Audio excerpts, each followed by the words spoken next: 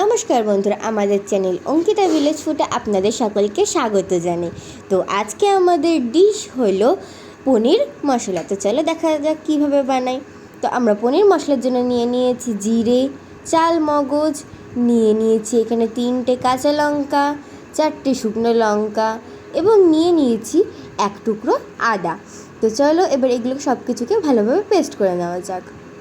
তো এখানে আমি মিক্সারে এটা দিয়ে ভালোভাবে পেস্ট করে নিচ্ছি। এতে জিরে থাকায় অনেকক্ষণ ধরেই এটাকে পেস্ট করতে হবে, না হলে জিরেগুলো গোটা গোটা থেকে যায়। তো এবার এটাকে আমরা খুলে নিয়ে বাটিতে ঢেলে নিচ্ছি সবটুকু মশলা। তো মশলাটা মিক্সারের বাটি থেকে ভালোভাবে কাচিয়ে নিয়ে একটা আলাদা পাত্রে আমি তুলে নিলাম। তো এখানে আমার মশলাটা ঢালা হয়ে গেছে বাটিতে। তো এবার আমরা এদিকে বসিয়ে দিয়েছি তেল গরম। তেলটা গরম হতে দেওয়া যাক।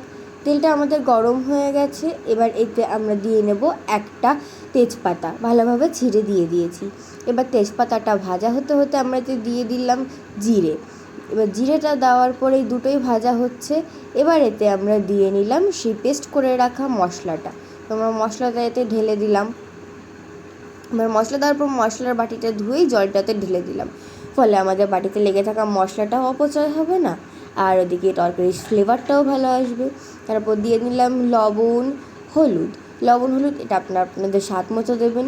তারপর এটাকে ভালোভাবে নেড়ে চেড়ে দেবো। এটাকে খুব ভালোভাবে কষাতে হবে আমাদের।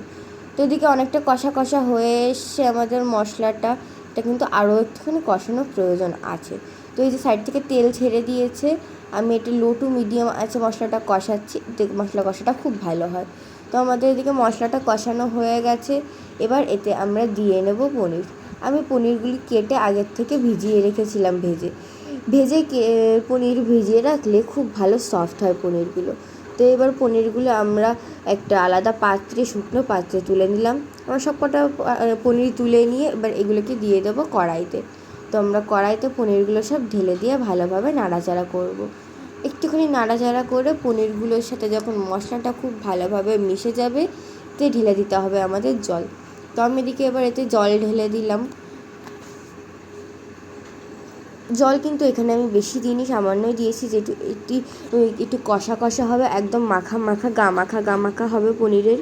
তো এটা আবার ভালোভাবে উতরাচ্ছে। দেখো কি সুন্দর একদম গাঢ় কোয়ান্টিটি হয়েছে এটার। এবার এতে আমাদের দিয়ে নিতে হবে গরম মশলা। তো এবার এতে আমরা দিয়ে নিচ্ছি 1 চামচ গরম মশলা। গরম মশলাটা চারিদিকে ভালোভাবে ছড়িয়ে দিচ্ছি। এটি নামানোর আগে আগে দিতে হবে। তো চলো এবার সার্ভ করে নেওয়া যাক। তো আমাদের এদিকে পনির মশলা সার্ভ হয়ে গেছে। তো এবার খেয়ে দেখা যাক কেমন হয়েছে। এখানে নিয়ে নিয়েছি আমরা থালায় রুটি আর পনির মশলা। তো এবার নিয়ে একটু টেস্ট করে নিচ্ছি আমি। টেস্টি হয়েছে, খুব টেস্টি। তো আজকের মতো এখানেই, দেখা হচ্ছে নেক্সট ভিডিও।